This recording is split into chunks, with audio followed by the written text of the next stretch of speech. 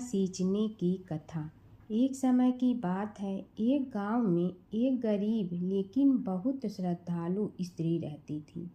वह प्रतिदिन भगवान विष्णु और माता लक्ष्मी की पूजा करती थी। एक दिन उसने सुना कि केला के पेड़ को सींचने से, पानी देने और उसकी पूजा करने से घर में सुख समृद्धि आती है। उसने पूरे मन से हर गुरुवार को केले के पेड़ की पूजा शुरू कर दी। जल चढ़ाती, दीप जलाती और भगवान विष्णु का नाम जपती। कुछ समय बाद उसकी भक्ति से प्रसन्न होकर भगवान विष्णु एक साधु के रूप में उसके घर आए। उन्होंने उसकी परीक्षा लेने के लिए भोजन मांगा। गरीब होने के बावजूद उस स्त्री ने अपने पास का सारा भोजन साधु को प्रेम से दे दिया। साधु, जो वास्तव में भगवान विष्णु थे, उसकी भक्ति और सेवा से बहुत प्रसन्न हुए और उसे आशीर्वाद दिया, तुम्हारे घर में कभी धन धान्य की कमी नहीं होगी। धीरे धीरे उस स्त्री का जीवन बदलने लगा। उसके घर में सुख समृद्धि आने लगी और हमेशा खुश रहने लगी। भगवान विष्णु और नारद की कथा। एक बार नारद मुनि जी ने भगवान विष्णु जी से पूछा, हे भगवान, आपका इस समय सबसे प्रिय भक्त कौन है? अब विष्णु तो भगवान हैं, सो झट से समझ गए अपने भक्त नारद मुनि की बात और मुस्कुरा कर बोले, मेरा सबसे प्रिय भक्त उस गांव का एक किसान है। यह सुनकर नारद मुनि जी थोड़ा निराश हुए और फिर से एक प्रश्न किया, हे भगवान, आपका बड़ा भक्त तो मैं हूँ, तो फिर सबसे प्रिय क्यों नहीं? भगवान विष्णु जी ने नारद मुनि जी से कहा, इसका जवाब तो तुम खुद ही दोगे। जाओ, एक दिन उसके घर रहो और फिर सारी बात मुझे बताना।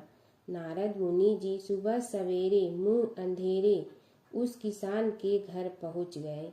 देखा अभी अभी किसान जगा है और उसने अब सबसे पहले अपने जानवरों को चारा देता, फिर मुंह धोता, दैनिक कार्यों से निवृत्त होता, जल्दी जल्दी भगवान का नाम लिया, रूखी सूखी रोटी खाकर जल्दी जल्दी अपने खेतों पर चला गया।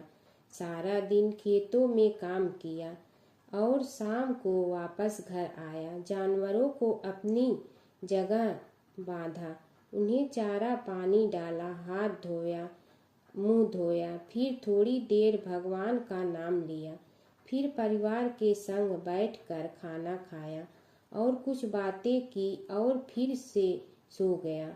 अब सारा दिन यह सब देखकर नारद मुनि जी भगवान विष्णु के पास वापिस आए और बोले, भगवान, मैं आज सारा दिन उस किसान के संग रहा, लेकिन वो तो ढंग से आपका नाम भी नहीं ले सकता। उसने थोड़ी देर सुबह, थोड़ी देर शाम को और भी जल्दी जल्दी आपका ध्यान किया, और मैं तो 24 घंटे सिर्फ आपका ही नाम जपता हूँ। क्या आपका सबसे प्रिय भक्त वो गरीब किसान ही है? भगवान विष्णु जी ने नारद की बात सुनकर कहा, अब इसका जवाब भी तुम मुझे खुद ही देना। और भगवान विष्णु जी ने एक कलश अमृत से भरा नारद मुनि को थमाया और बोले, इस कलश को लेकर तुम तीनों लोकों की परिक्रमा करके आओ, लेकिन ध्यान रहे, अगर एक बूंद भी अमृत नीचे गिरा तो तुम्हारी सारी भक्ति और पुण्य नष्ट हो जाएगी। नारद मुनि तीनों लोकों की परिक्रमा करके जब भगवान विष्णु के पास वापस आए तो खुश होकर बोले, भगवान, मैंने एक बूंद भी अमृत नीचे नहीं गिरने दिया। विष्णु भगवान ने पूछा, और इस दौरान तुमने मेरा नाम कितना बार लिया, मेरा स्मरण कितनी बार किया? तो नारद बोले, अरे भगवान जी, मेरा तो सारा ध्यान इस अमृत पर था, फिर आपका ध्यान कैसे करता? भगवान विष्णु ने कहा, हे नारद, देखो उस किसान को, वो अपना कर्म करते हुए भी नियमित रूप से मेरा स्मरण करता है, क्योंकि जो अपना कर्म करते हुए भी मेरा जाप करे वो ही मेरा सबसे प्रिय भक्त है।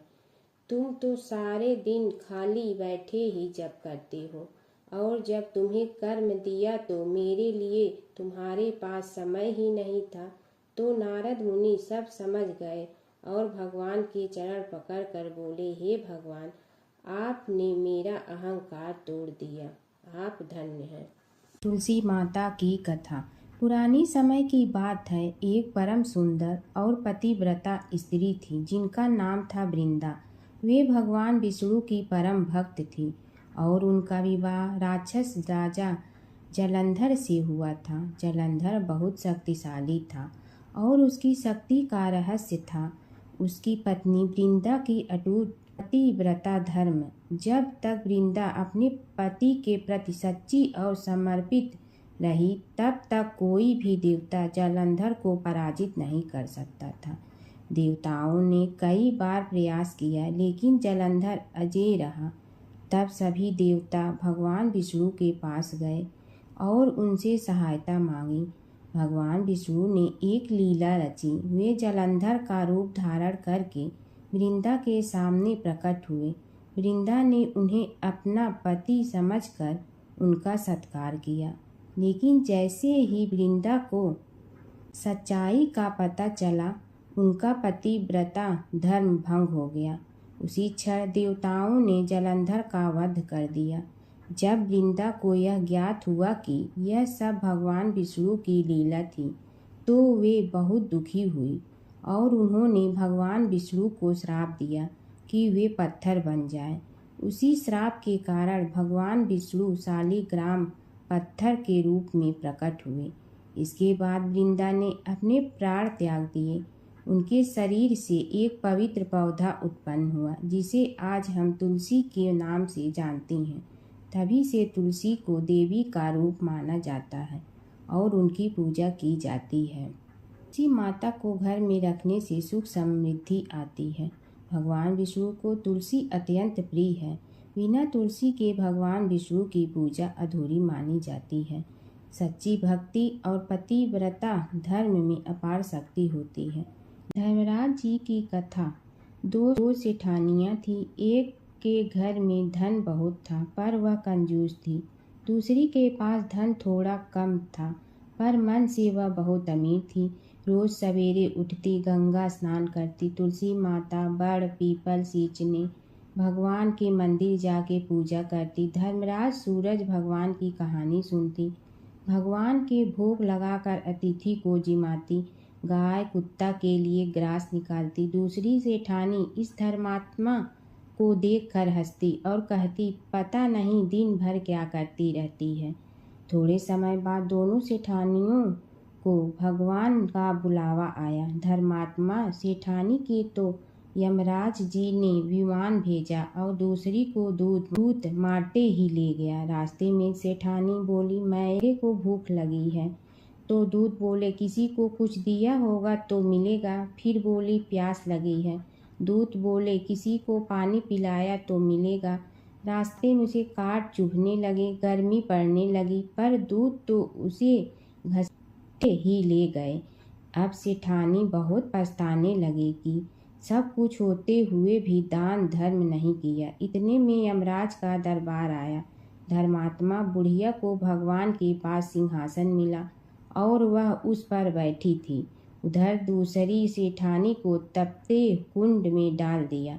अब सेठानी यमराज से बोली, मुझे 1.25 पहर का जीवन दान दे दो, मैं वापस आकर दंड भोग लूंगी। यमराज बोले, ठीक है। सेठानी के शरीर में वापस प्राण डाल दिए। संसार में आते ही पंडितों को बुलाकर सेठानी ने धर्मराज की कथा सुनी, सब तरह से धर्म किया। इतने में समय पूरा हो गया। अब की बार विमान आया। 1.25 पहर के दान धर्म से सेठानी को स्वर्ग मिला। धर्मराज जी की परम भक्त पोपा बाई की कथा। एक गांव में एक पोपा बाई रहती थी। जब वह 5 साल की थी तभी से वह नियम से धर्मराज जी व्रत की कथा सुनती थी और व्रत करती थी। एक दिन उसने अपने भाई व भाभी से कहा कि मैं शादी नहीं करूंगी, अब मैं अपना समय भगवान की पूजा अर्चना में ही बिताना चाहती हूँ। इसलिए मेरी झोपड़ी गांव के बाहर बनवा दो और गांव में सबको कह दो कि वह अपनी गाय व बछड़ों को मेरे यहाँ ही घास भूस चरने को भेज दो और जिसकी भी इच्छा हो, श्रद्धा हो, मुझे खाना भिजवा दो। एक दिन नगर का राजा शिकार खेलने जंगल में आया और गांव के बाहर जंगल के पास बनी झोपड़ी देखकर रुक गया। झोपड़ी के पास जाकर उसने आवाज़ लगाई कि कौन है, लेकिन भीतर से कोई आवाज़ न आने पर वह लगातार दरवाज़ा खटखटाता रहा। तब पोपा बाई उठी और कहने लगी कि कौन हो तुम जो बार बार दरवाज़ा बजा रहे हो, क्यों आवाज़ लगा रहे हो? राजा ने कहा कि मैं यहाँ का राजा हूँ और तुम्हारे साथ विवाह करूँगा। पोपा बाई ने कहा कि जहाँ से आए हो वहीं चले जाओ, मैं किसी पराये आदमी का मुँह नहीं देखती हूँ। राजा ने पोपा बाई की एक नहीं सुनी और जबरदस्ती उठा ले गया। तब पोपा बाई ने राजा को श्राप दिया कि तुम्हारा सारा राजपाट नष्ट हो जाएगा। महल में आने पर राजा की रानियों ने सारी बात सुनकर राजा से अनुरोध किया कि पोपा बाई को वहीं वापस छोड़ आओ। राजा जब पोपा बाई को वापस झोपड़ी में छोड़ने जाने लगा तो रास्ते में पाप की नदी आई जिसमें राजा डूब गया। कुछ समय बाद पोपा बाई मृत्यु के बाद धर्मराज जी के यहाँ पहुँची और धर्मराज जी ने उन्हें स्वर्ग का राज दे दिया। एक बार एक सेठ व सेठानी मृत्यु लोक से स्वर्ग लोक आए तो उसके द्वार बंद देखकर वह धर्मराज जी से द्वार खोलने का आग्रह करते हैं। धर्मराज जी कहते हैं, इस द्वार पर पोपा बाई का राज है। इस पर सेठ सेठानी कहते हैं कि हम पोपा बाई को नहीं जानते हैं। धर्मराज जी उन दोनों की बात सुनकर कहते हैं कि तुम दोनों 7 दिन तक मृत्युलोक में रहो। 8 खोपड़ा से राई भरकर 5 कपड़े ऊपर रखकर कहानी सुनकर उद्यापन करना और कहना कि राज है, पोपा बाई लेखा लेगी राई राई का। सारे बोलो पोपा बाई की जय। कीड़ी नगरा सींचने की कहानी। एक गांव में एक बुढ़िया माई रहती थी। उसके 2 बेटे तथा बहू भी थे। बुढ़िया माई भगवान श्री हरि विष्णु की परम भक्त थी। अपना जीवन दान धर्म पुण्य कार्य कर्मों में लगाती थी, परंतु बुढ़िया माई कभी भी मंदिर और सत्संग में व तीर्थ स्थानों पर नहीं जाती थी। एक बार गांव में भागवत कथा हो रही थी। बेटे ने कहा, माँ आप सारा दिन घर में रहती हैं, आप मंदिर में भागवत कथा सुनने क्यों नहीं जाती? बुढ़िया माई ने बेटे का मन रखने के लिए कह दिया कि आज जाऊंगी, परंतु नहीं गई। ऐसा करते करते 6 दिन निकल गए। बुढ़िया माई के बेटे ने कहा, माँ आज अंतिम दिन है, आज तो कथा सुनने आपको जाना ही पड़ेगा। सारा दिन घर का काम करके बुढ़िया माई ने जाते जाते इतनी देर कर दी कि अंतिम दिन की भागवत कथा भी समाप्त हो गई। भगवान श्री हरि विष्णु सन्यासी का रूप धारण करके बुढ़िया माई के पास आए और बोले, बुढ़िया माई तुम कहाँ जा रही हो? बुढ़िया माई ने कहा, मैं भागवत कथा सुनने जा रही हूँ। तब सन्यासी रूपधारी भगवान श्री हरि विष्णु ने कहा, अब इतनी देर से क्यों जा रही हो? वहाँ तो अब कथा समाप्त हो गई है, अब वहाँ जाकर क्या करोगी? बुढ़िया माई ने कहा, अब घर से निकली हूँ तो जाकर ही रहूँगी। सब सन्यासी रूपधारी भगवान श्री हरि विष्णु ने कहा कि अब कथा समाप्त हो गई, भक्त लोग भी अपने अपने घर चले गए, अब तुम वहाँ से क्या लाओगी? तो बुढ़िया माई बोली, कुछ नहीं तो मैं वहाँ से एक ईंट ही उठा लाऊंगी। तो सन्यासी रूपधारी भगवान श्री हरि विष्णु बोले, तुम वहाँ से मिट्टी की ईंट लाओगी, उसके बदले में मैं तुम्हें एक सोने की ईंट देता हूँ। बुढ़िया माई ने ईंट ले ली और घर की तरफ चल पड़ी और विचार करने लगी कि यदि यह ईंट में घर लेकर जाऊंगी तो बेटे बहू झगड़ने लगेंगे। इसीलिए घर के आंगन में बाहर ही बुढ़िया माई ने वह ईंट जमीन में गाड़ दी। परंतु अब बुढ़िया माई का ध्यान उस ईंट पर ही रहने लगा। खाने पीने घर के काम करने में सदैव बुढ़िया माई अपना ध्यान सोने की ईंट पर ही लगाई रखती। बेटे बहू ने पूछा, माँ पूरे दिन घर के आंगन में क्या करती रहती हो? तो बुढ़िया माई ने कहा, मैं आने जाने वाले को देखती रहती हूँ। एक दिन बुढ़िया माई मर गई। यमराज के दूत बुढ़िया माई को लेने आए। बुढ़िया माई को लेकर धर्मराज जी के पास पहुँचे और धर्मराज जी को सारी बात बतलाई। धर्मराज जी ने बुढ़िया माई को कुतिया की योनि दे दी और कुतिया उसी पेड़ के नीचे बैठी रहती। बुढ़िया माई की बहू ने कहा, इस कुतिया को यहाँ से भगाओ, नहीं तो यह बच्चों को काट जाएगी। तो उसके बेटे ने उसकी पीठ पर एक लकड़ी मारी और बुढ़िया माई मर गई और को सर्प की योनि मिली। आंगन में सर्प को देखकर बेटे बहू ने किसी को काट नहीं जाए इसी डर से मार दिया। फिर बुढ़िया माई मर कर धर्मराज जी के पास पहुंची। बुढ़िया माई कीड़ी का रूप धारण करके उस आंगन में कीड़ी नगरा बना लिया। आंगन में कीड़ी नगरा हो गया। घर वाले बहुत परेशान हुए। घर वाले भोजन भी नहीं बना रहे थे और मन ही मन होने का स्मरण करने लगे। तब भगवान श्री हरि विष्णु सन्यासी का रूप धारण करके आए और बोले कि कुछ खाने को दे दो। तो घरवाले ने कहा, महाराज हमारे खाने को भी कुछ नहीं बनाया क्योंकि हमारे घर में कीड़ी नगरा हो गया है। आप ही इसका कुछ उपाय बतलाइए। तब महाराज जी ने आंगन में खोदा और सोने की 28 निकाली और दोनों बेटों को दे दी और कहा, तुम्हारी माँ के नाम से दान पुण्य करना, धर्मशाला बनवाना, स्कूल बनवाना, प्याऊ लगवाना, गौशाला में गाय के चारे खाने की व्यवस्था करना। परंतु दोनों बेटे आपस में झगड़ने लगे कि तू दान कर, तू दान कर। किसी ने बुढ़िया माई के नाम से कोई दान नहीं किया और कीड़ी नगरा वहाँ उसी स्वरूप में स्थापित रहा। कुछ दिन बाद सन्यासी वापस आया और बुढ़िया माई के बेटों ने भगवान स्वरूपधारी सन्यासी महाराज से कहा कि हमारी घर की हालत वैसी की वैसी है, कीड़ी नगरा तो वैसे का वैसा ही है। तब साधु रूपधारी सन्यासी महाराज ने कहा, वह सोने के ईंट के टुकड़े लाओ और उन्हें बेचकर उनसे जो भी धन मिले उसे तुम्हारी माँ के नाम से दान पुण्य करो। इस कीड़ी नगरा पर शक्कर और आटा डालो। तुम ऐसा करोगे तो तुम्हारी माँ को मोक्ष प्राप्ति होगी। और उनके घर से कीड़ी नगरा चला गया। जो व्यक्ति प्रतिदिन सुबह प्रातः आटा और शक्कर कीड़ी नगरे पर डालता है वह सदैव धनवान, पुत्रवान, संपन्न, सुख शांति से जीवन यापन करता है। उसके घर में कभी कोई कष्ट नहीं आता है।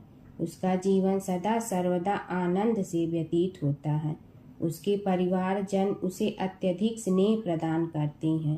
कीड़ी नगरा प्रतिदिन सींचने से जुड़ी नगरी की कहानी सुनने से, दान पुण्य व धर्म कार्यों में रुचि लगाने से जीवन उत्तम हो जाता है। एक बूढ़ा ब्राह्मण था। वह रोज पीपल को जल से सींचता था। पीपल में से रोज एक लड़की निकलती और कहती, पिताजी मैं आपके साथ जाऊंगी। यह सुनते सुनते बूढ़ा दिन ब दिन कमजोर होने लगा। तो बुढ़िया ने पूछा कि क्या बात है। बूढ़ा बोला कि पीपल से एक लड़की निकलती है और कहती है कि वह भी मेरे साथ चलेगी। बुढ़िया बोली कि कल ले आना उस लड़की को, जहाँ 6 लड़कियां पहले से ही हमारे घर में है वहाँ 7वीं लड़की और सही। अगले दिन बूढ़ा उस लड़की को घर ले आया। घर लाने के बाद बूढ़ा ब्राह्मण आटा मांगने गया तो उसने पहले दिनों की अपेक्षा आज ज्यादा आटा मिला था।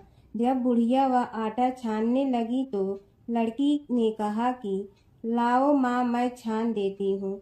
जब वह आटा छानने बैठी तो परात भर गई। उसके बाद माँ खाना बनाने जाने लगी तो लड़की बोली कि आज रसोई मैं बनाऊंगी। तो बुढ़िया बोली कि ना, तेरे हाथ जल जाएंगे। लेकिन लड़की नहीं मानी।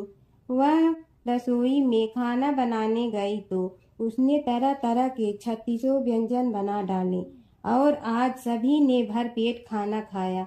इससे पहले वह आधा पेट भूखा ही रहते थे। रात हुई तो बुढ़िया का भाई आया और कहने लगा कि दीदी मैं तो खाना खाऊंगा। बुढ़िया परेशान हो गई कि अब खाना कहाँ से लाऊंगी। लड़की ने पूछा कि क्या बात है माँ। उसने कहा कि तेरा मामा आया है और रोटी खाएगा, लेकिन रोटी तो सबने खा ली है, अब उसके लिए कहाँ से लाऊंगी। लड़की बोली कि तू चिंता मत कर माँ, मैं बना दूंगी।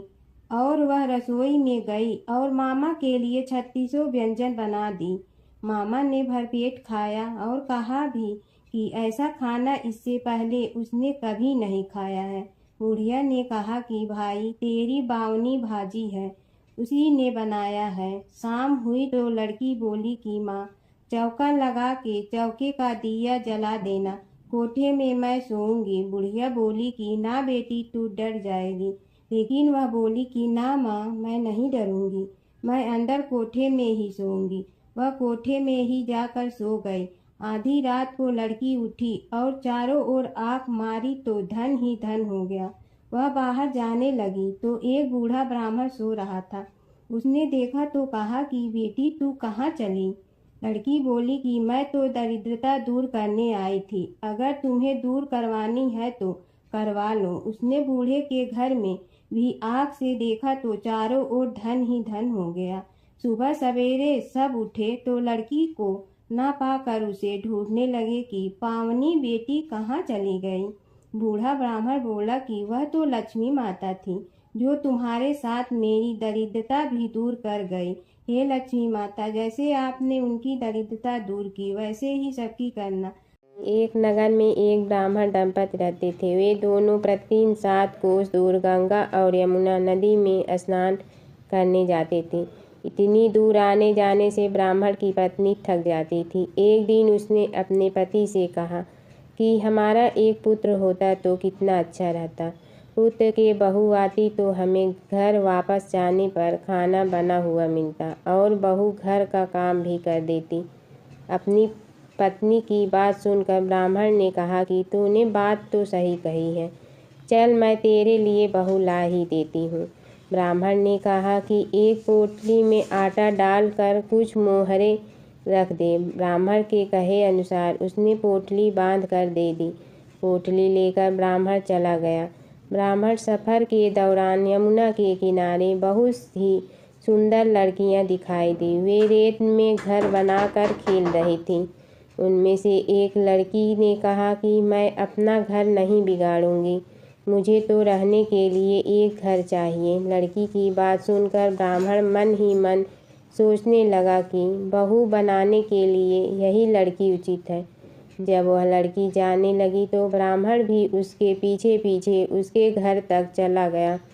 वहां जाकर ब्राह्मण ने उस लड़की से कहा, बेटी किसी के घर खाना नहीं खाता, मैं अपने साथ आटा लेकर आया हूँ। तुम अपनी माता से पूछो कि क्या वह मेरे लिए आटा छान कर 4 रोटी बना देंगी। यदि वह मेरा आटा छान कर रोटी बनाएंगी तो ही मैं रोटी खा लूँगा। लड़की ने जाकर अपनी माँ को ये सारी बात बताई। माँ ने कहा, उचित है, जाकर ब्राह्मण देव से कह दो कि वह अपना आटा दे, मैं रोटी बना दूंगी। जब वह आटा छानने लगी तो आटे में से मोहरे निकली। वह सोचने लगी कि जिसके आटे में इतनी मोहरे हैं उसके घर में कितनी मोहरे होंगी। जब ब्राह्मण खाना खाने बैठा तो लड़की की माँ ने उस ब्राह्मण से पूछा, क्या आपका कोई लड़का है और क्या आप उस लड़के की सगाई करने जा रहे हो। यह सुनकर ब्राह्मण ने कहा कि मेरे लड़का तो काशी में पढ़ने गया हुआ है, लेकिन यदि तुम कहो तो खाड़ कटोरे से विवाह करके तेरी बेटी को अपने साथ ले जाऊं। लड़की की माँ ने कहा, ठीक है ब्राह्मण देव। इस पर लड़की की माँ ने लड़की की खाट कटोरे से शादी करके ब्राह्मण के साथ भेज दिया। ब्राह्मण ने घर आकर कहा, रामू की माँ दरवाज़ा खोल कर देख मैं तेरे लिए बहू लेकर आया हूँ।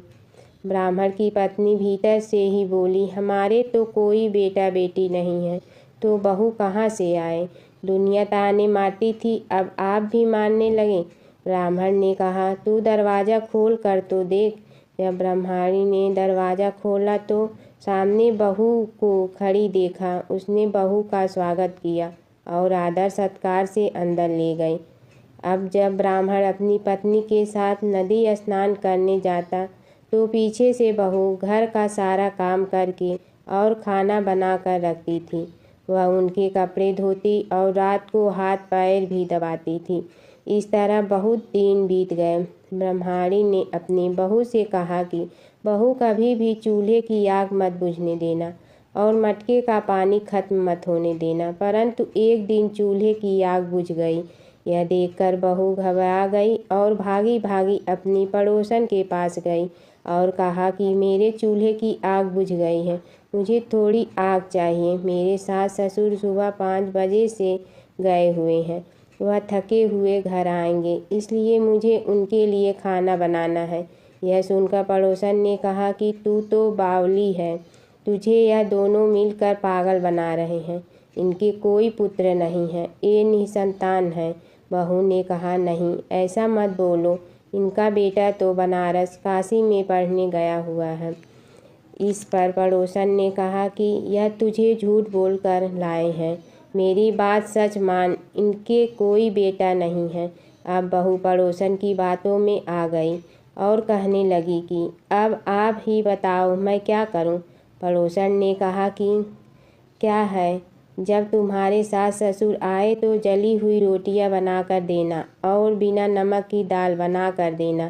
खीर की करछी दाल में और दाल की करछी खीर में डाल देना। पड़ोसन ने उसे अच्छे से सिखा पढ़ा दिया।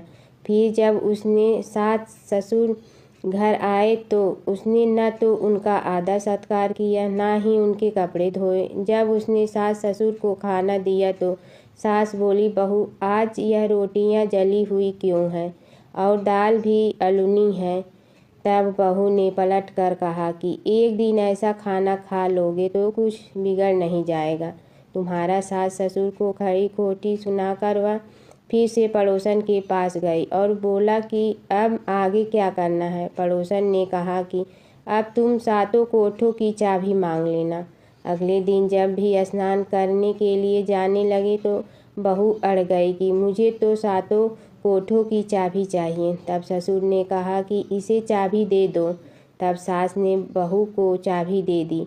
सास ससुर के जाने के बाद जब बहू ने दरवाजे खोले तो देखा कि किसी में अन्न भरा है, किसी में धन भरा है और किसी कोठे में बर्तन पड़े हैं।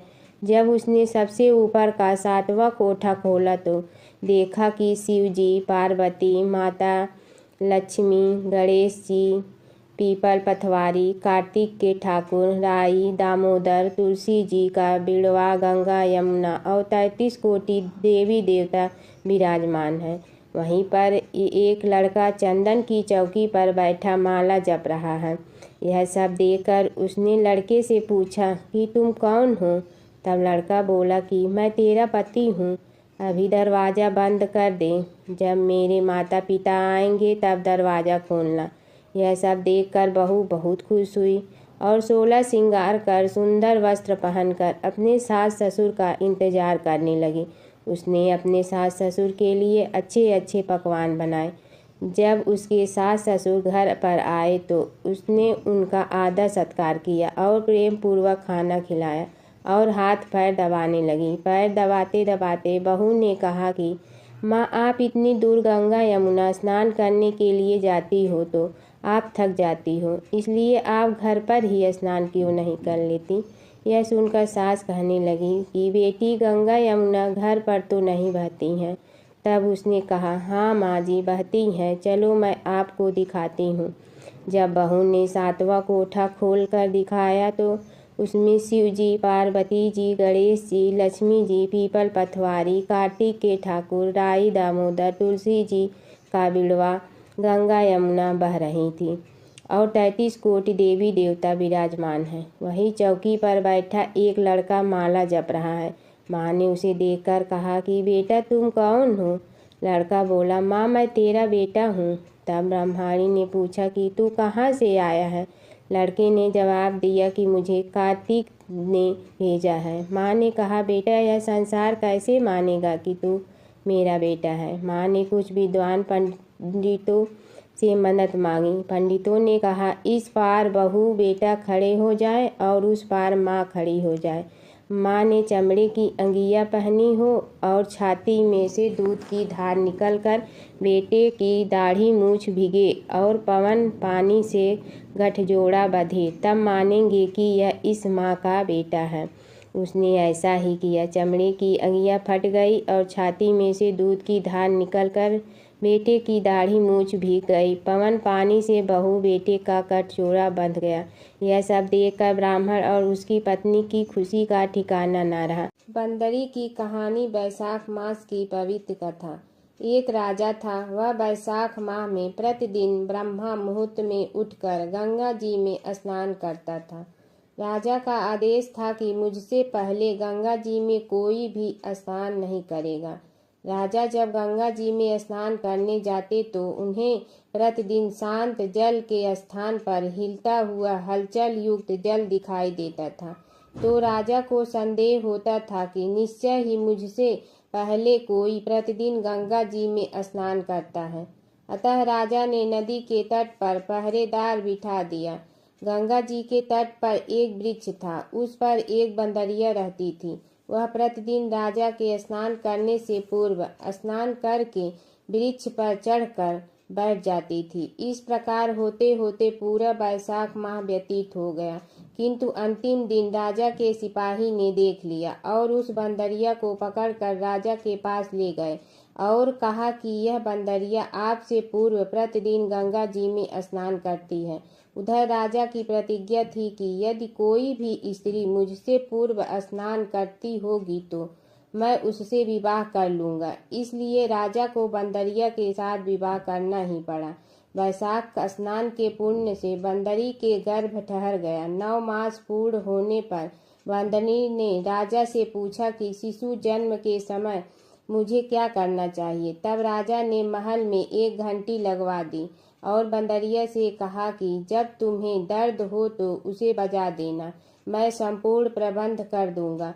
राजा की अन्य रानियां भी थीं, उनकी कोई संतान नहीं थी।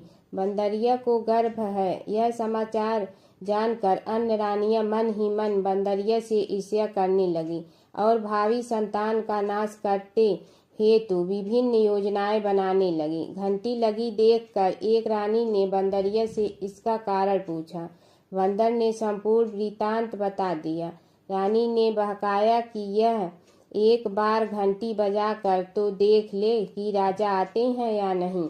बंदरी ने घंटी बजाई तो राजा दौड़े दौड़े महल में आए और घंटी बजाने का कारण पूछा।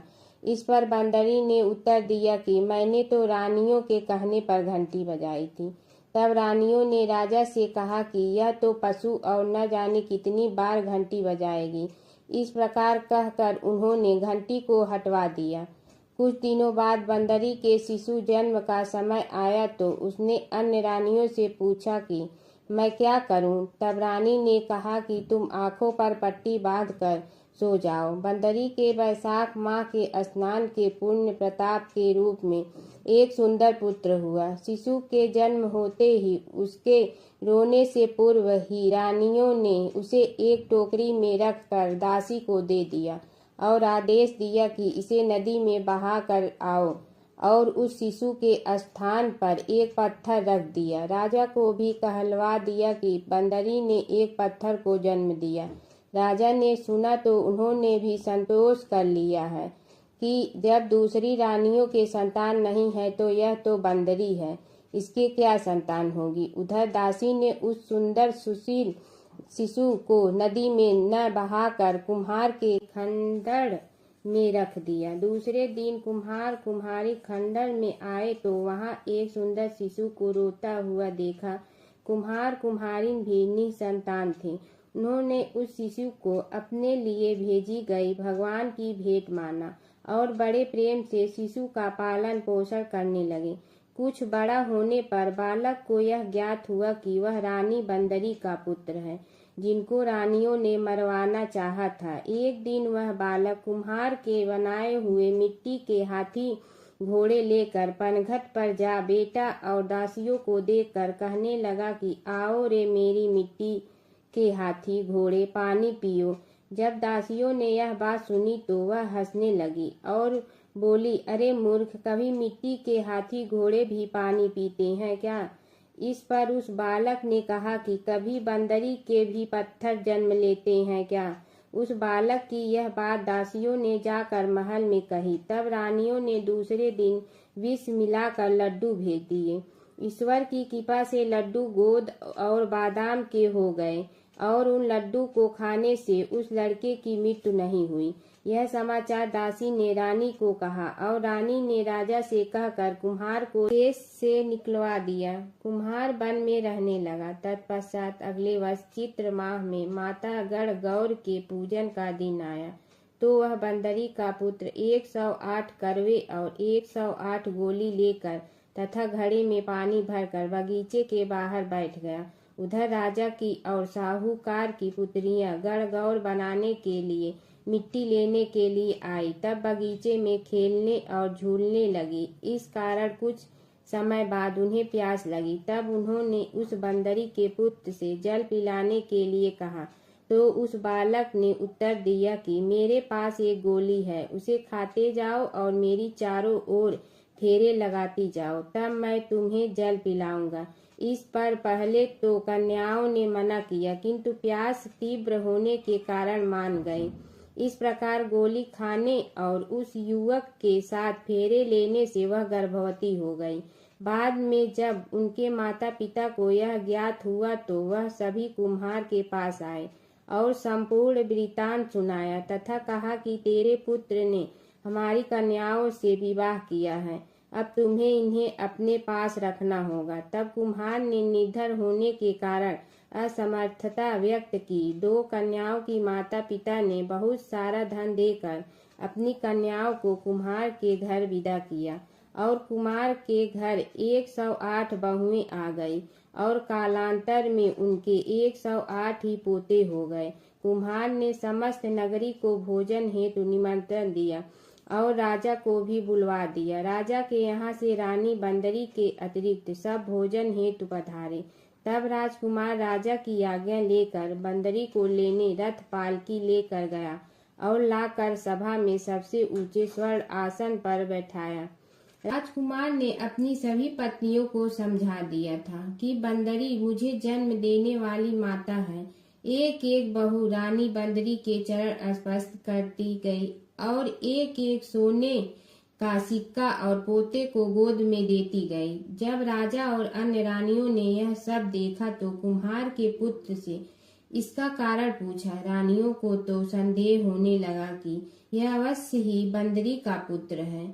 इसलिए रानी और रूठ कर राजा को कहने लगी कि कुम्हार के पुत्र ने हमारा अपमान किया है और बंदरी का सम्मान किया है, अतः हम लौट कर जा रहे हैं। इधर राजा को पुत्र के जन्म का संपूर्ण रहस्य ज्ञात हो गया, इसलिए उन्होंने रानियों को देश निकाल दिया और अपनी सभी पुत्र वधू एवं पुत्रों को लेकर महल में आया और राजकुमार का राज तिलक हुआ। कुम्हार कुम्हारिन को राजकुमार ने महल में रहने के लिए निवेदन किया, किंतु वह नहीं माने। तब राजा ने उन्हें ढेर सारा धन दे दिया। वैशाख स्नान का इतना महत्व है तो सबको वैशाख स्नान करना चाहिए। बंदरी ने वैशाख स्नान किया तो उसे राजा का राज्य, पुत्र, बहुएं आदि प्राप्त हुई है। ईश्वर जैसे बंदरी को पुण्य मिले, इस प्रकार हमें भी पुण्य देना है। माता सीता की कथा। यह कहानी सीता माता कहती थी और श्री राम इसे सुना करते थे।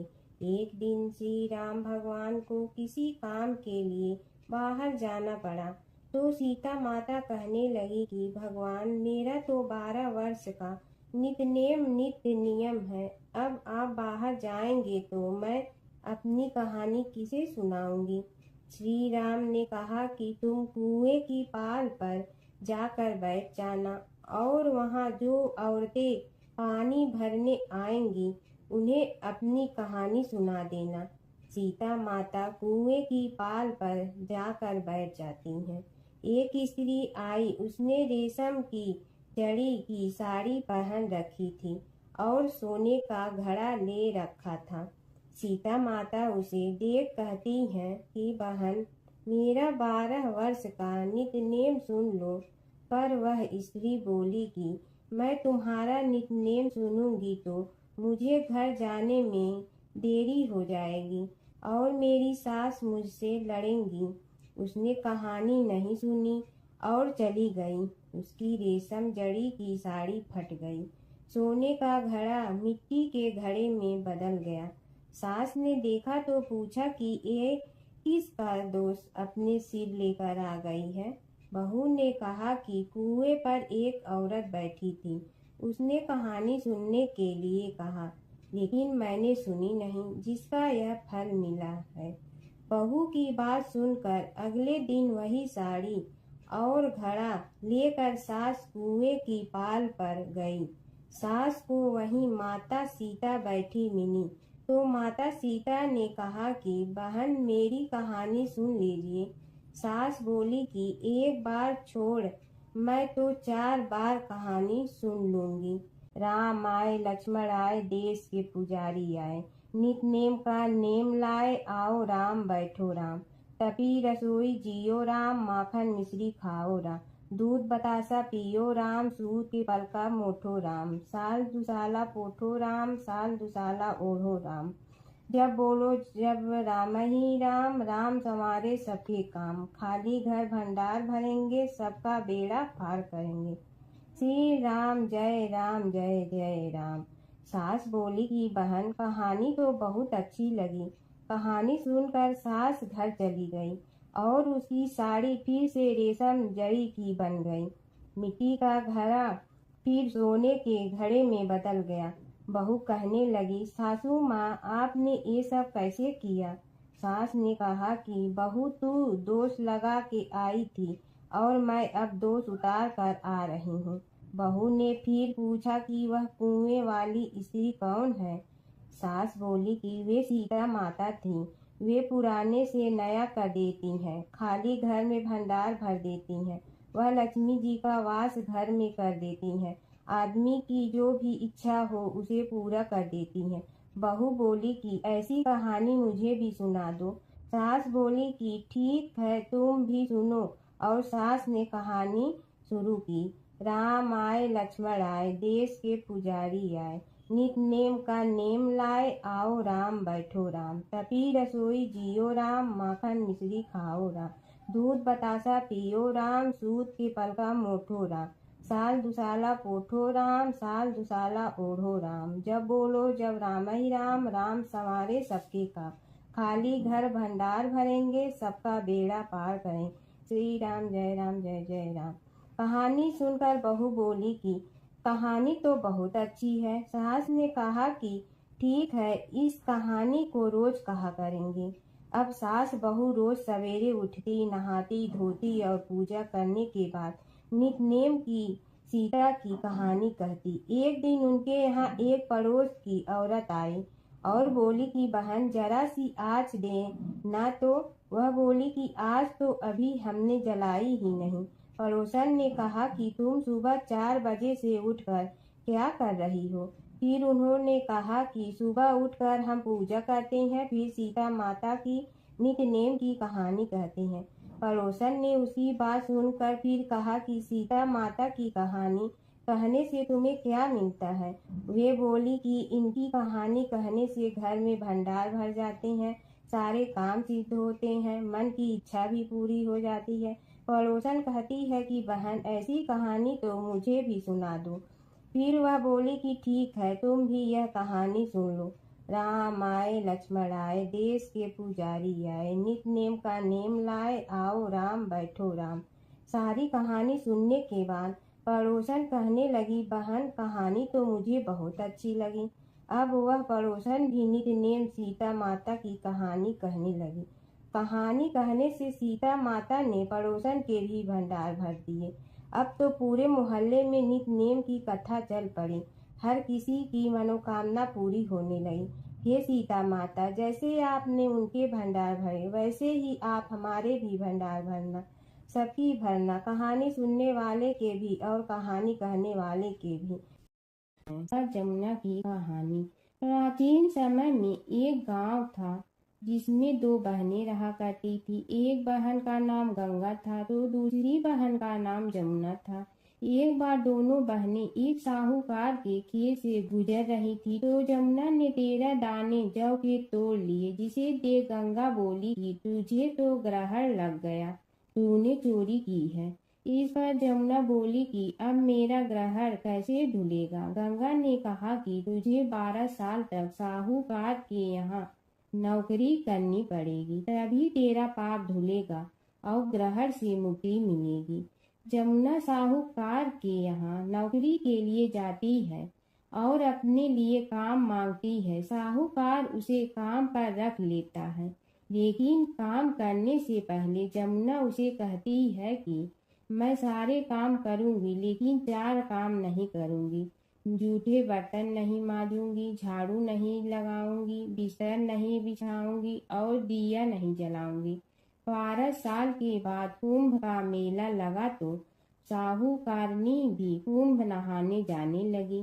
जमुना ने उसे जाते देख कहा कि कुंभ के मेले में मेरी बहन गंगा मिलेगी तो उसे यह सोने का टक्का दे देना, इससे वह अपने हाथों में सुंदर चूड़ियां पहन लेगी। साहूकारनी ने कुंभ के मेले में गंगा को वह सोने का टका दे दिया।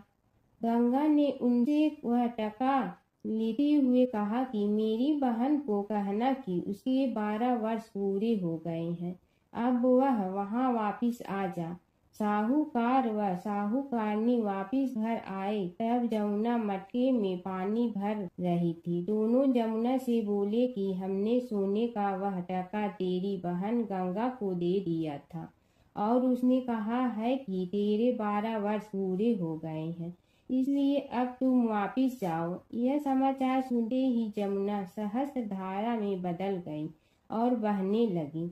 जमुना जी का यह रूप देखकर साहूकार और साहूकारनी परेशान हो गई थी।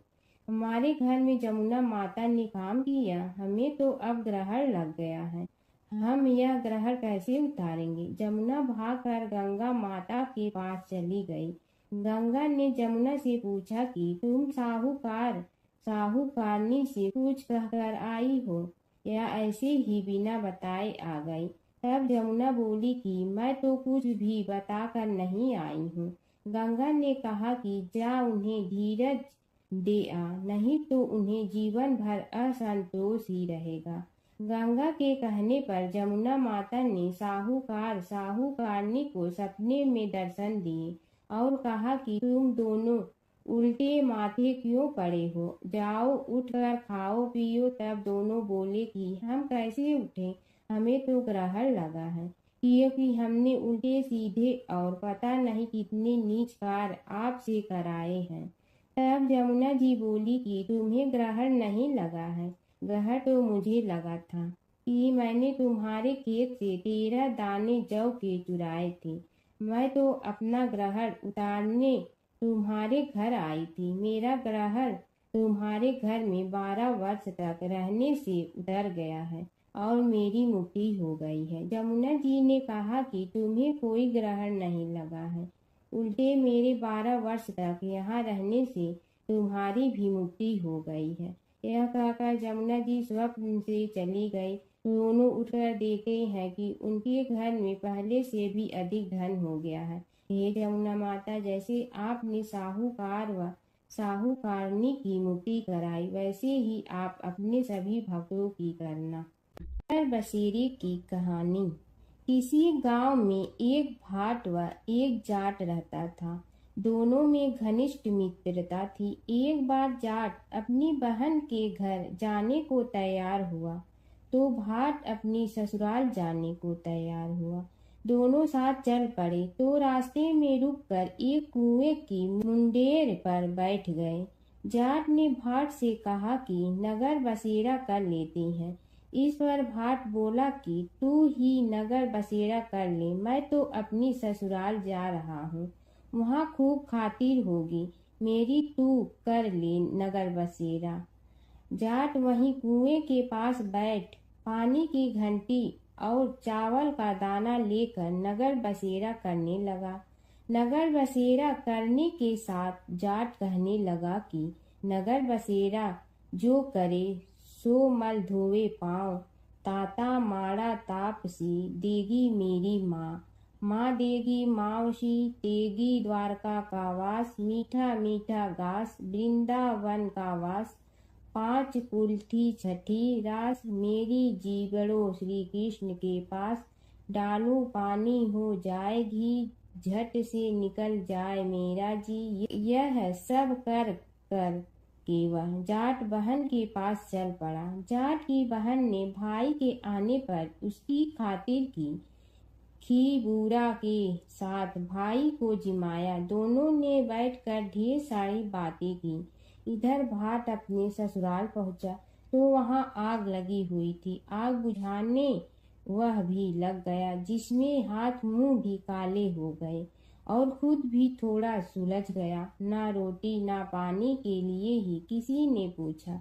एक पड़ोसन आई तो उसने भाट की सास को कहा कि जमाई आया है, जरा उस आओ भगत कर लो। बुढ़िया बोली कि सब कुछ तो जल गया है, अब कहाँ से आओ भगत करूं।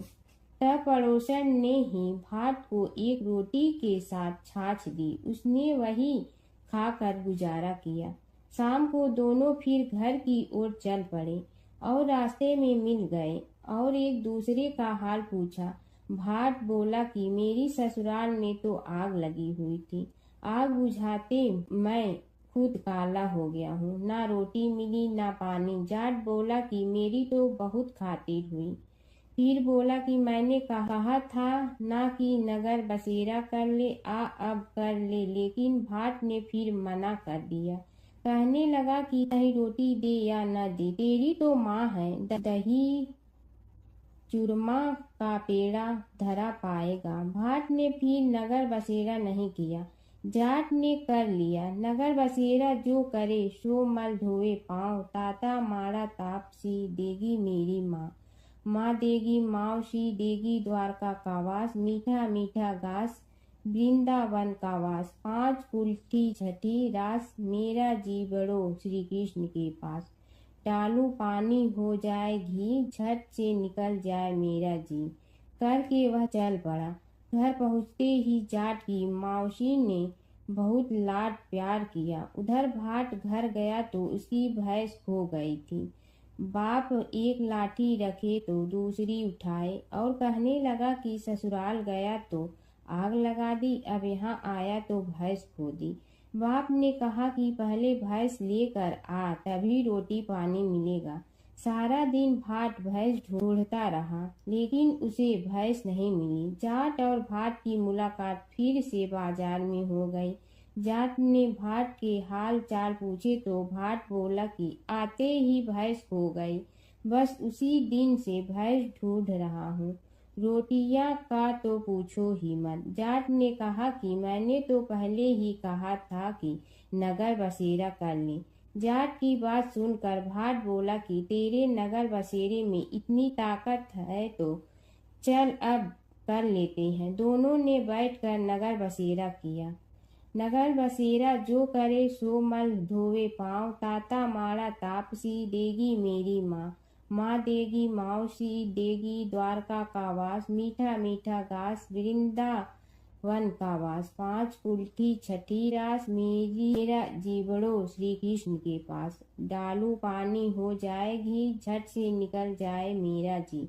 दोनों के नगर बसेरा करने पर भाट जैसे ही आगे बढ़ा तो उसकी खोई भैंस मिल गई, जिसे लेकर घर पहुंचा। घर पहुंचते ही माँ ने कहा कि लड़के को आते ही घर से निकाल दिया, सारे दिन से ये भूखा प्यासा भटक रहा है। यह कहकर उसकी माँ ने उसको खूब खिलाया पिलाया। इस घटना के बाद सारे नगर में ढिंढोरा पिटवा गया कि कब कोई अपने पीहर या सास से आते जाते नगर बसेरा करें। जैसे भाट को नगर बसेरा करने का फल मिला, वैसे ही हर किसी को मिले। गणेश और बुढ़िया माई की कथा। एक बुढ़िया थी, वह बहुत ही गरीब और दृष्टिहीन थी। उसके एक बेटा और बहू थे। वह बुढ़िया सदैव गणेश जी की पूजा किया करती थी। एक दिन गणेश जी प्रकट होकर उस बुढ़िया से बोले, बुढ़िया माँ, तू जो चाहे सो मांग ले। बुढ़िया बोली, मुझे तो मांगना नहीं आता, कैसे और क्या मांगूं? तब गणेश जी बोले, अपने बहू बेटे से पूछ कर मांग ले। तब बुढ़िया ने अपने बेटे से कहा, गणेश जी कहते हैं तू कुछ मांग ले, बता मैं क्या मांगूं? पुत्र ने कहा, माँ तू धन मांग ले। बहू से पूछा तो बहू ने कहा, नाती मांग ले। तब बुढ़िया ने सोचा कि ये तो अपने अपने मतलब की बात कर रहे हैं। अतः उस बुढ़िया ने पड़ोसन से पूछा तो उन्होंने कहा, बुढ़िया तू तो थोड़े दिन जियोगी, क्यों तू धन मांगो और क्यों नाती मांगे? तू तो अपनी आँखों की रोशनी मांग ले, जिससे तेरी जिंदगी आराम से कट जाए। इस पर बुढ़िया बोली, यदि आप प्रसन्न है तो मुझे 9 करोड़ की माया दे, निरोगी काया दे, अमर सुहाग दे, आँखों की रोशनी दे, नाती दे, पोता दे और सब परिवार को सुख दे और अंत में मोक्ष दे। यह सुनकर तब गणेश जी बोले, बुढ़िया माँ, तुमने तो हमें ठग लिया। फिर भी जो तूने मांगा है वचन के अनुसार सब तुझे मिलेगा। और यह कहकर गणेश जी अंतर ध्यान हो गए। उधर बुढ़िया माँ ने जो कुछ मांगा वह सब कुछ मिल गया। हे गणेश जी महाराज, जैसे तुमने उस बुढ़िया माँ को सब कुछ दिया वैसे ही सबको देना। बुढ़िया माई को मुक्ति दी तुलसी माता की कथा। एक बुढ़िया माई तुलसी जी को सींचती और कहती कि हे तुलसी माता, सत की दाता, मैं तेरा बिडला सींचती हूँ, मुझे बहू दे, पीताम्बर की धोती दे, मीठा मीठा घास दे, बैकुंठा में वास दे, चटक की चाल दे, पटक की मोत दे, चंदन का काठ दे, रानी सा राज दे, दाल भात का भोजन दे, 11 की मौत दे, कृष्ण जी का कंधा दे। तब तुलसी माता यह सुनकर सूखने लगी। तो भगवान ने पूछा कि हे तुलसी, तुम क्यों सूख रही हो? तुलसी माता ने कहा कि एक बुढ़िया रोज आती है और यही बात कह जाती है, मैं सब बात तो पूरा कर दूंगी, लेकिन कृष्ण का कंधा कहाँ से लाऊंगी? तो भगवान बोले, जब वो मरेगी तो मैं अपने आप कंधा दे आऊँगा, तू बुढ़िया माई से कह देना। जब बुढ़िया माई मर गई, सब लोग आ गए। जब माई को ले जाने लगे तो वह किसी से न उठी। तब भगवान एक 12 बरस के बालक का रूप धारण करके आए।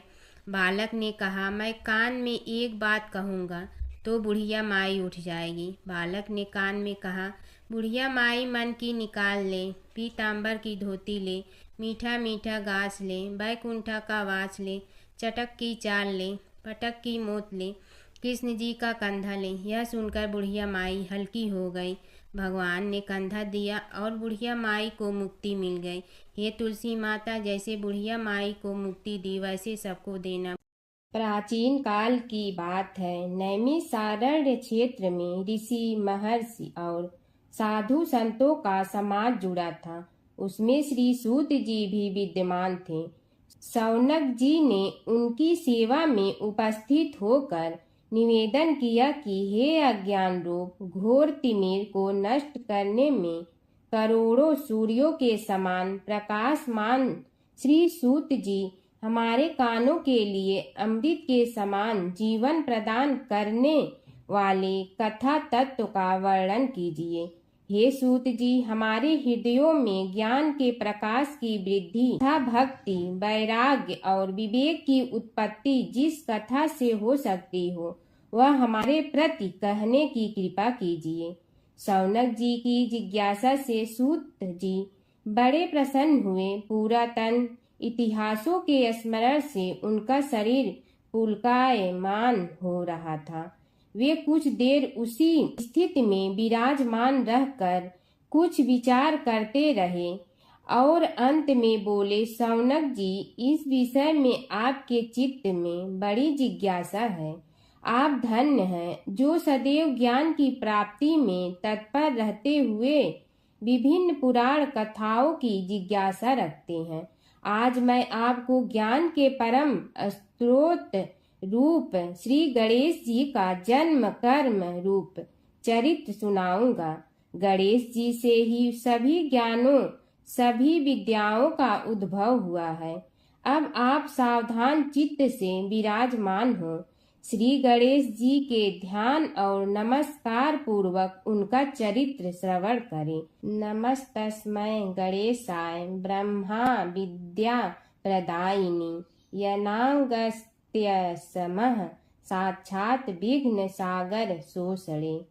कैसे हैं वे श्री गणेश जो सभी प्रकार की ब्रह्म विद्याओं को प्रदान करने वाले अर्थात ब्रह्मा के सगुण और निर्गुण स्वरूप पर प्रकाश डालने और जीव ब्रह्मा का अभेद प्रतिपादन करने वाली विद्याओं के दाता हैं। वे विघ्नों के समुद्रों को महर्षि अगस्त्य के समान शोषण करने में समर्थ हैं। इसलिए उनका नाम विघ्न सागर शोषक के नाम से प्रसिद्ध है। मैं उन भगवान श्री गणेश जी को नमस्कार करता हूँ। प्रथम पूजा के अधिकारी श्री गणेश जी, यह कहकर सूत जी कुछ समय के लिए मौन हो गए और फिर बोले, शौनक जी, भगवान गणेश जी ही सर्वप्रथम पूजा प्राप्ति के अधिकारी हैं।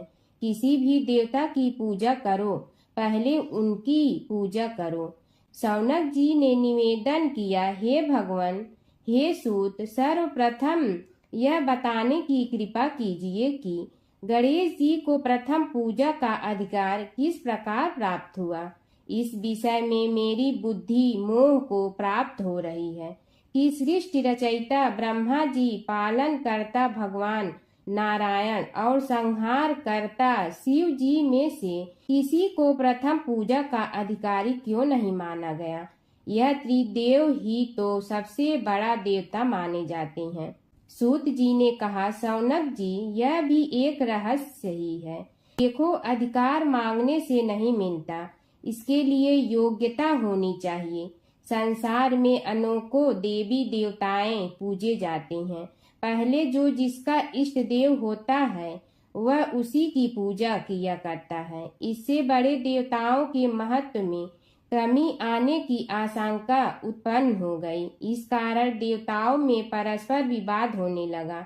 वे उसका निर्णय प्राप्त करने के लिए शिव जी के पास पहुँचे और प्रणाम करके पूछने लगे, प्रभु, हम सब में प्रथम पूजा का अधिकारी कौन है।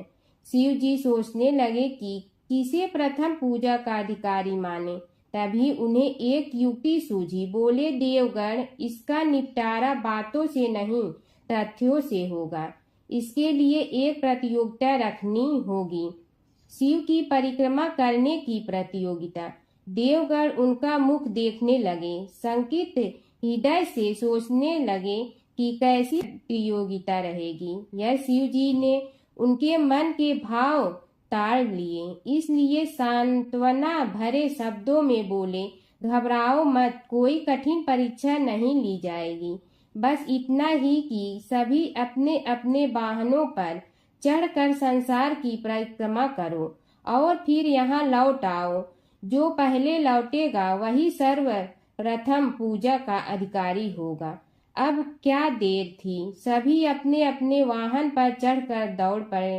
किसी का वाहन गजराज था तो किसी का सिंह, किसी का भैंसा तो किसी का मृग, किसी का हंस तो किसी का उल्लू, किसी का अश्व तो किसी का श्वान। अभिप्राय यह है कि वाहनों को विविधता के दर्शन उस समय जितने भले प्रकार से हो सकते थे उतने अन्य समय में नहीं।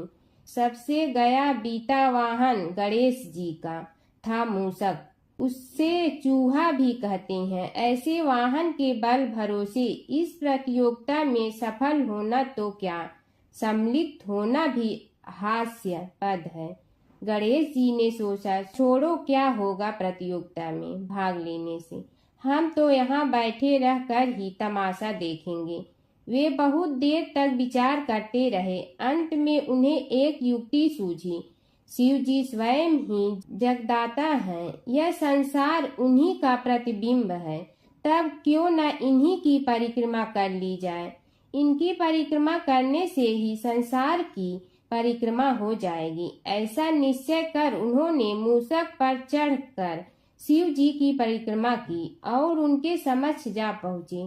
शिव जी ने कहा, तुमने परिक्रमा पूर्ण कर ली? उन्होंने उत्तर दिया, जी हाँ। शिव जी सोचने लगे कि इसे तो यहीं घूमते हुए देखा, फिर परिक्रमा कैसे कराया। देवताओं का परिक्रमा करके लौटना आरंभ हुआ और उन्होंने गणेश जी को वहां बैठे देखा तो माथा ठनक गया। फिर भी साहस करके बोले, अरे तुम विश्व की परिक्रमा के लिए नहीं गए? गणेश जी ने कहा, अरे मैं कब का यहाँ आ गया। देवता बोले, तुम्हें तो कहीं भी नहीं देखा। गणेश जी ने उत्तर दिया, देखते कहाँ से, समस्त संसार शिव जी में विद्यमान है। इनकी परिक्रमा करने से ही संसार की परिक्रमा पूर्ण हो गई।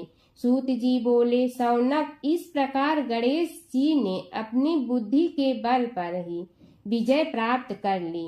उनका कथन सत्य था, इसलिए कोई विरोध करता भी तो कैसे। बस उसी दिन से गणेश जी की प्रथम पूजा होने लगी। हर व्रत कथा के साथ पढ़ी और सुनी जाने वाली लपसी तपसी की यह कहानी। एक लपसी था, एक तपसी था। तपसी हमेशा भगवान की तपस्या में लीन रहता था। लपसी रोजाना सवा सेर की लपसी बनाकर भगवान का भोग लगाकर जीम लेता था। एक दिन दोनों लड़ने लगे। तपसी बोला, मैं रोज भगवान की तपस्या करता हूँ, इसलिए मैं बड़ा हूँ। लपसी बोला, मैं रोज भगवान को सवा सेर लपसी का भोग लगाता हूँ, इसलिए मैं बड़ा हूँ। नारद जी वहाँ से गुजर रहे थे। दोनों को लड़ता देखकर उनसे पूछा कि तुम क्यों लड़ रहे हो।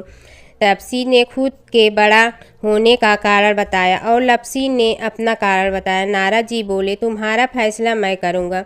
दूसरे दिन लपसी और तपसी नहाकर अपनी रोज की भक्ति करने आए तो नारद जी ने छुपकर 1.25 करोड़ की एक एक अंगूठी उन दोनों के आगे रख दी।